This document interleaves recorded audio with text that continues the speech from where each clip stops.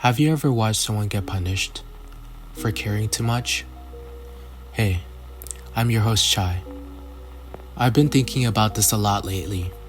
About the strange cruelty we reserve for people who dare to feel things deeply in public, who refuse to make trauma digestible, who won't stand down the sharp edges of reality to make us more comfortable.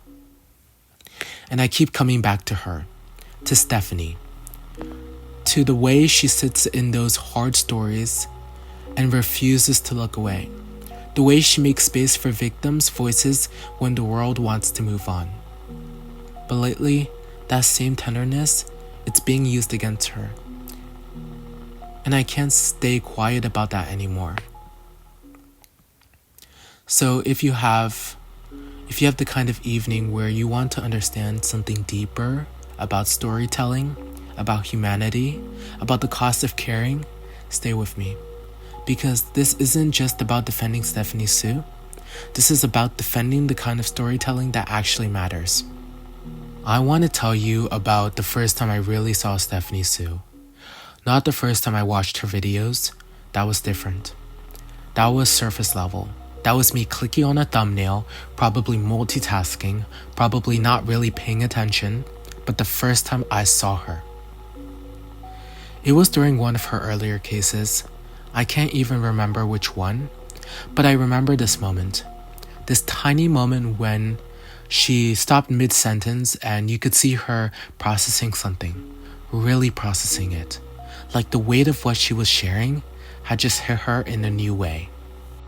And instead of editing it out or powering through or making it about her, she just sat with it for maybe 3 seconds and she said something like, I'm sorry, I just need a moment to think about what this must have felt like for them. And that's when I understood this wasn't just content for her. This wasn't just a job or a niche or a way to get views. This was a ministry. You know what I mean by ministry, right? I don't mean religious, though if that's your framework, that's beautiful too. I mean the kind of work that treats broken things as sacred, that refuses to exploit pain for entertainment. Think about how most true crime works. Think about how most people approach these stories. There's this distance, right? This safety. The victims become a character. The tragedy becomes a plot point. The family's grief becomes content. But when Stephanie tells these stories, she never lets you forget that someone's daughter didn't come home. That someone's son made a choice that broke his mother's heart. That behind every case file is a human being who laughed at jokes, who had favorite foods, who worried about ordinary things right up until the moment their world changed forever. She makes you feel the weight of that, and I think that makes some people uncomfortable. So when the Diddy case started dominating headlines, of course Stephanie covered it. Of course she did. These are exactly the kinds of stories that need her particular kind of attention. Stories about power, about stories that protect predators, about victims who weren't believed for years, decades sometimes. And she approached it the way she approaches everything, with research, with empathy, with the careful balance between informing people and honoring the experiences of those who are hurt. But somewhere along the way, something shifted. The comments started changing, the criticism started flowing, and suddenly, the same qualities that made Stephanie's storytelling so powerful, her emotional investment, her refusal to treat trauma casually, her tendency to center victims' experiences, these were being twisted into weaknesses. People started saying that she was milking the story, that she was being quote-unquote dramatic, that she was overreacting to decades of silenced victims, to the kind of harm that ripples through generations. And I started wondering, when did we decide that the appropriate response to horror was indifference? I've been thinking about this a lot.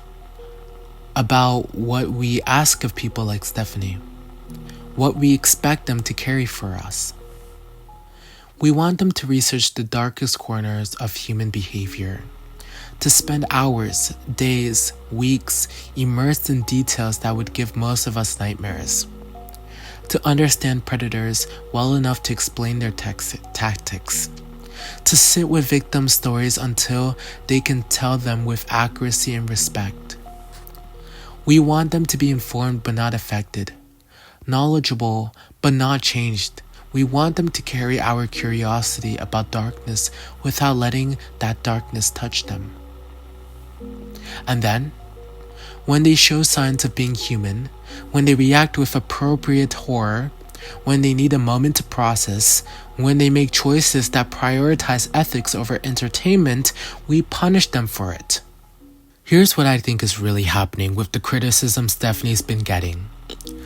She's caught in an impossible balance, one that I'm not sure any of us could manage. On one side, there's the pressure to be timely, to cover stories while they're trending, to give people the information they're looking for when they're looking for it. On the other side, there's the responsibility to be thorough, to fact check, to not spread misinformation, to make sure that in rushing to inform, you're not inadvertently causing harm. And then there is this third pressure, which I think is the one that's really getting to people, the pressure to maintain emotional equilibrium while swimming in trauma. I don't know how she does it, honestly. I don't know how anyone does it. Let's talk about what actually happened with Stephanie's Diddy coverage. Not the narrative that's been constructed around it, but what actually happened. She researched intensively, she waited for reliable sources, she was careful about allegations versus confirmed facts, she centered victims' experiences while being mindful of legal complexities, she did everything right. And still, people found reasons to criticize. Too slow, too careful, too emotional, too invested. It's like we've created this no-win situation where caring too little makes you callous, but caring too much makes you a suspect. Where being thorough makes you slow, but being quick makes you reckless. Where showing emotion makes you dramatic, but showing none makes you cold. And I keep wondering, what are we really asking for here? I want to tell you about something that happened to me a few years ago. It's not about Stephanie, but it's related to what she's going through. I was researching a story, nothing as complex as what Stephanie covers, but still difficult. And I remember getting so absorbed in the details, so invested in understanding what had happened, that I started carrying it with me everywhere. I would wake up thinking about it. I would find myself researching at 2 a.m., following threads, trying to understand not just what happened, but why, how, what could have been different. And people started telling me I was too invested, that I needed to maintain boundaries, that I was letting it affect me too much. But here's the thing, the story mattered, the people in it mattered, and I couldn't figure out how to care about it appropriately without caring about it. I think that's what Stephanie is dealing with, but magnified by 1,000. Because her platform is bigger, because the stakes are higher, because the stories she tells affect real people's lives. Now let's talk about those comments. The ones calling Stephanie dramatic, opportunistic, attention-seeking. I've read through them, hours of them, and you know what I noticed? Most of them say more about the commenter than they do about Stephanie. When someone calls genuine emotion dramatic, what they're really saying is that the emotion makes them uncomfortable. When they accuse someone of being opportunistic for covering newsworthy stories, what they're revealing is their own cynicism about human motivation. And when they suggest that someone should care less, react less, feel less, what they're asking for is their own comfort at the expense of truth.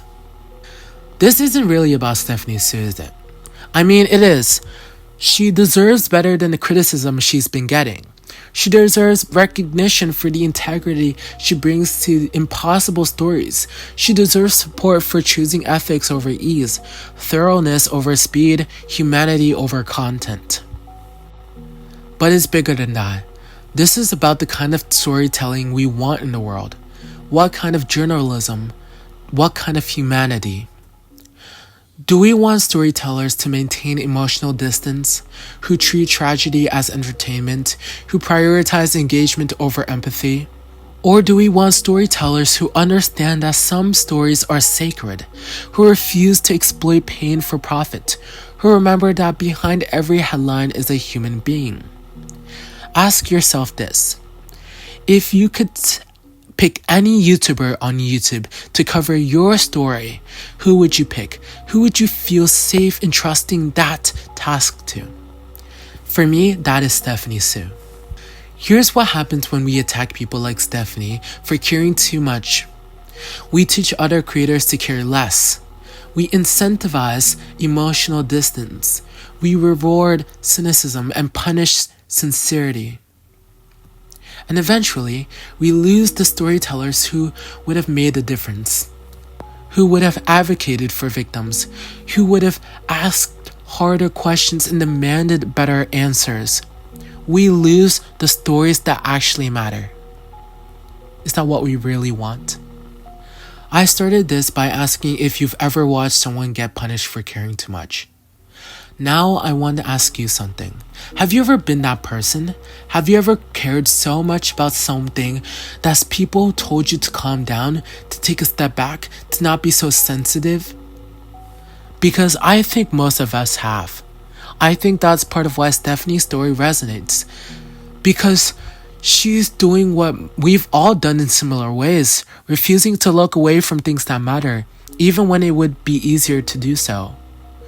The difference is, she's doing it in public, with stakes that are higher, with criticism that's louder. She represents the idea that some stories are too important to tell carelessly. And right now, that representation is under attack. So if her work has ever made you feel less alone with difficult knowledge, if her research has ever helped you understand something complex, if her empathy has ever reminded you that behind every headline is a human story, then maybe it's time to speak up for her. Not with anger, not with attacks on those who criticize her, but with recognition, with gratitude, with the same kind of thoughtful engagement she brings to our work. Because here's what I keep coming back to.